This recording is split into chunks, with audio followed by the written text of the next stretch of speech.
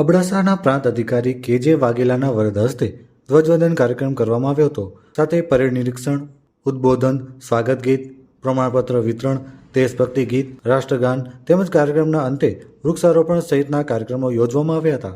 સાંસ્કૃતિક કાર્યક્રમ દરમિયાન બાળકોને પ્રોત્સાહિત કરવા માટે ઇનામોની જાહેરાતો કરવામાં આવી હતી. આ કાર્યક્રમ અબડાસાના પ્રાંત અધિકારી કે.જે. વાઘેલા, મંચસ્થ ઉપસ્થિત તાલુકા પંચાયત પ્રમુખ મહાવીરસિંહ જાડેજા, જિલ્લા પંચાયત સદસ્ય પરસોત્તમભાઈ મારવાડા, કારોબારી ચેરમેન જયદેવસિંહ જાડેજા, કરોડિયા ગામના પ્રથમ નાગરિક સરપંચ હિરલબેન વાલજી ગઢવી, તાલુકા પ્રાથમિક શિક્ષણ અધિકારી તેમજ જખૌ પીએસઆઈ મઠિયા, કોઠારા પીએસઆઈ ચુડાસમા તેમજ તાલુકા પંચાયત કચેરી સ્ટાફ, પ્રાંત કચેરી સ્ટાફ અને બહોળી સંખ્યામાં ગ્રામજનો અને નાના ભૂલકાઓ ઉપસ્થિત રહ્યા હતા.